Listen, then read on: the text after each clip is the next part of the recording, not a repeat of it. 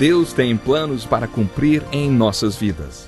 Essa é a mensagem de toda a Bíblia e é isso mesmo que estamos estudando aqui no Encontro com a Palavra, escrito pelo pastor Dick Woodward e narrado pelo pastor Edson Bruno. Fique atento a mais um programa que o Ministério Cooperativo Internacional leva a você. Com você agora, pastor Edson Bruno.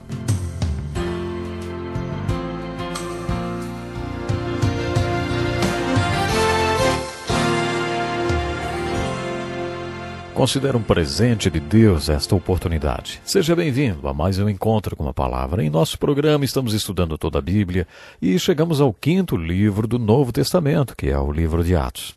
Acompanhe nosso programa de hoje, quando vamos conhecer um pouco mais do homem que escreveu metade do Novo Testamento, Paulo.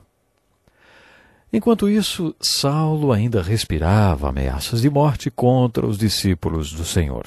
Dirigindo-se ao sumo sacerdote, pediu-lhe cartas para as sinagogas de Damasco, de maneira que, caso encontrasse ali homens ou mulheres que pertencessem ao caminho, pudesse levá-los presos para Jerusalém.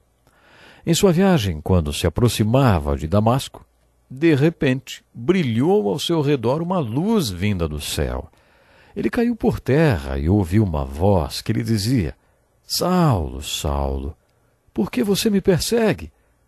Saulo perguntou: Quem és tu, Senhor? Ele respondeu: Eu sou Jesus, a quem você persegue. Levante-se, entre na cidade, alguém lhe dirá o que você deve fazer. Essas palavras tão conhecidas do capítulo 9 de Atos descrevem a conversão de Saulo de Tarso e sua experiência na estrada de Damasco. Não dá para falar nesse homem sem falar dessa sua experiência. No final do capítulo 7 de Atos, no capítulo 8 e agora no início do capítulo 9, ele é um homem que odiava cristãos. A tremenda experiência que ele teve na estrada de Damasco foi responsável pela grande mudança em sua vida. É por isso que não dá para separar este homem da palavra experiência. Paulo cita esta experiência em várias outras passagens do livro de Atos. Nos capítulos 21 e 22, uma multidão o espancou e tentou matá-lo, mas os soldados impediram que isso acontecesse. A violência do povo era tão grande que os soldados precisaram carregar Paulo para impedir que a população batesse mais nele. Eles o carregaram para uma fortaleza onde ele ficou preso. Mas Paulo era um missionário e não perdia uma oportunidade para pregar. Ele pediu que os soldados o soltassem para que ele pudesse pregar para aquela grande multidão. Os soldados o colocaram no chão e o protegeram contra a fúria da multidão enquanto ele pregava. A mensagem central de Paulo foi: Eu tive uma experiência quando estava a caminho da Síria. Sempre fui zeloso no cumprimento da lei, por isso perseguia os discípulos de Cristo para os matar. Quando eu estava na estrada de Damasco para prender alguns deles, uma forte luz brilhou ao meio-dia e eu caí no chão. Então ouvi uma voz que disse: Saulo, Saulo, por que você está me perseguindo?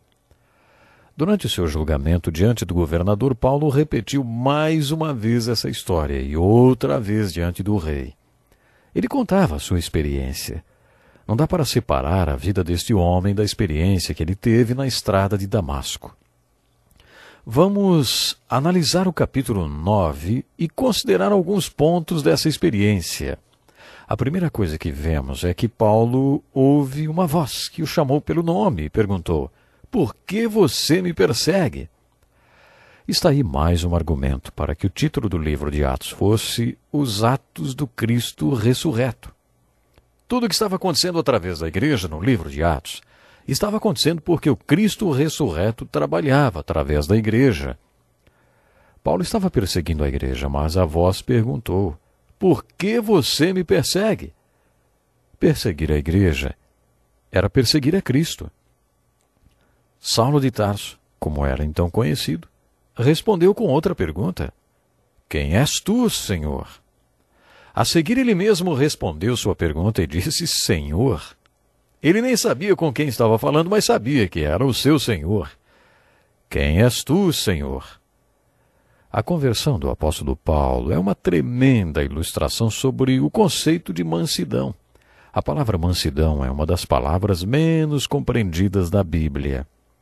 Mansidão não está associada à fraqueza. Mansidão significa ser domado. Um cavalo selvagem, que nunca teve uma sela no lombo, sem freio na boca, sem rédeas, precisa ser domado. Quando um cavalo é domado, ele chega ao ponto que não luta mais contra as rédeas, mas passa a seguir a orientação das rédeas. Esse animal não é fraco, ele é manso. E este é o significado da palavra manso. E esse conceito de mansidão está bem ilustrado nesta passagem da Bíblia. Quando Jesus se encontrou com Saulo de Tarso, foi como se ele lhe perguntasse: por que você luta tanto contra as rédeas, hein? É pior para você. Quando o cavalo não obedece ao freio, sua boca se fere. É pior para o animal. Era isso que Jesus estava perguntando a Saulo de Tarso. Continuando com a analogia do cavalo, podemos dizer que antes da experiência da estrada de Damasco, o Espírito Santo estava tentando tratar Saulo de Tarso. Enquanto Paulo segurava os casacos, lembram daqueles que apedrejaram Estevão, Deus, o Espírito Santo, começou a falar com ele de maneira profunda. É por isso que nos versículos seguintes lemos em algumas traduções que Paulo era como um animal selvagem. Mas enquanto ele perseguia a igreja, ele estava sendo incomodado pelo Espírito Santo. Nós também costumamos atacar aquilo que nos ameaça. Um sinal da falta de interesse espiritual é a apatia completa. Aquela pessoa que não se importa com as coisas espirituais e que é totalmente apática não é espiritual. Um homem que ataca pessoas espirituais sente-se ameaçado pelo que vê na vida delas. É claro que o Espírito Santo estava falando com Saulo através do testemunho de Estevão e de outros crentes que ele já tinha perseguido. Foi por isso que o Cristo ressurreto perguntou a Saulo: por que você fica mordendo esse freio na sua boca? Por que você não se deixa ser conduzido? Percebemos que Paulo estava amansando quando ele obedeceu a ordem de Jesus de se levantar e entrar na cidade. Mais tarde, este mesmo Saulo de Tarso escreveu lindas cartas inspiradas que se constituíram em metade de todo o conteúdo do Novo Testamento. Como já disse, o livro de Atos é um tipo de elo de ligação entre os evangelhos e as epístolas. Se não fosse pelo livro de Atos, principalmente por esta parte que estamos estudando agora, ficaríamos muito confusos com a leitura de Romanos, Coríntios, Gálatas e Efésios. Você se perguntaria quem era Paulo e quem eram todos aqueles para quem ele escreveu. Mas na história da conversão de Paulo, entendemos qual era o elo que faltava. Em suas cartas aos Romanos e Gálatas, Paulo, mais do que ninguém, fala sobre o que Deus fez por nós, dando-nos a salvação através de Cristo. Ele fala como somos salvos, como podemos ser salvos.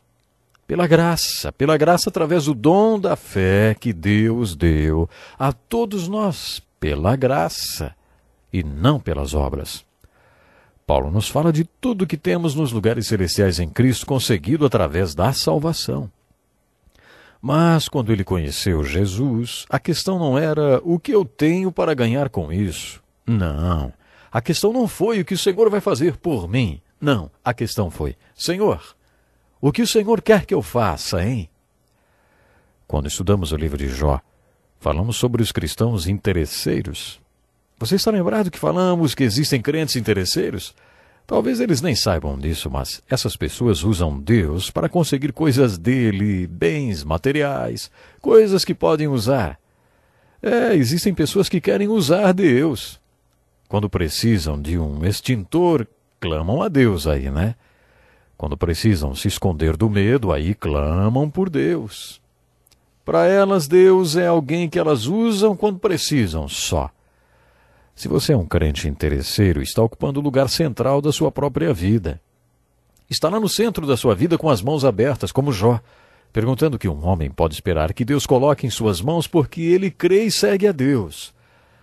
Depois de muito sofrimento, Eliú veio para ajudar Jó e lhe disse que ele não deveria ficar de mãos abertas no meio de tudo aquilo, perguntando a Deus o que ele lhe daria por ser um homem bom.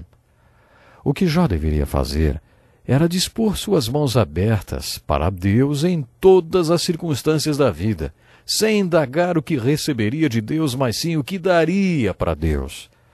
Em tudo que passamos, devemos sempre perguntar a Deus o que podemos tirar daquela circunstância para Ele e como podemos glorificá-lo através da crise, da necessidade, das circunstâncias, da riqueza e dos encontros da vida.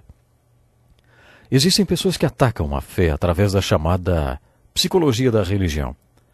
Eles argumentam que muitos são crentes ou devotos interesseiros. Esta psicologia da religião promove este ataque psicológico porque questionam por que as pessoas são religiosas e alegam que religiosos são, na verdade, pessoas interesseiras e que a religião é ópio de suas vidas porque, ao invés de buscarem soluções e conquistas, elas ficam se dopando com a esperança na religião. Para eles, a única razão dessas pessoas serem religiosas é a busca da satisfação de suas necessidades. Se alguém acusar você de usar a religião para satisfazer suas necessidades, o que é que você vai responder, hein? Quais são suas convicções a respeito do que você crê? Será que esta acusação se aplica a você? O apóstolo Paulo fala sobre pessoas que encontraram o perdão em Cristo, que encontraram o Cristo que perdoa as culpas e que cura os seus corpos. Por isso, elas aceitam todos os rituais religiosos, todas as doutrinas e tabus da igreja, sem sequer questionar ou entender, mas estão lá enchendo os bancos da igreja. É nisso que se resume a fé delas. E por isso estão na igreja, porque Deus resolveu seus problemas. Talvez você seja uma pessoa que precisa de uma cura e encontrou essa cura em Cristo, e como crê em Cristo, como você vê que Cristo curou ou vai curar, então você está numa igreja. Talvez você seja uma dessas pessoas que conheceu o Jesus terapeuta, capaz de resolver todos os seus problemas emocionais, e por isso você vai à igreja. Ou então, talvez, ele seja para você o Jesus doador, porque, como todo mundo, você tem muitas necessidades. Você não pode participar do clube de campo da cidade. Então você vai à igreja porque você tem necessidade de pertencer a algum lugar de Jesus. Tudo isso coloca você no centro do seu relacionamento com Cristo e com Deus. Quando você vai a Cristo e tem a experiência de salvação, Ele realmente resolve todo o seu problema de culpa. Ele realmente vai dar a você o sentimento de pertencer a algum lugar. Ele pode curar o seu corpo, se for da vontade dele. E Ele pode também solucionar todos os seus problemas emocionais. Você tem muito a ganhar quando busca Jesus. Pense nisso, nosso tempo acabou. Até o próximo programa. Que lição importantíssima. Obrigado, pastor Edson Bruno. Prezado ouvinte, coloque em prática o que você ouviu aqui. Sem dúvida, sua vida será grandemente abençoada. Este é um estudo escrito pelo Dr. Dick Woodward, na voz do pastor Edson Bruno. Escreva-nos e solicite o material. Nosso endereço é Encontro com a Palavra, Caixa Postal 2011, CEP 89201-970, Joinville, Santa Catarina. Até o nosso próximo encontro com a Palavra.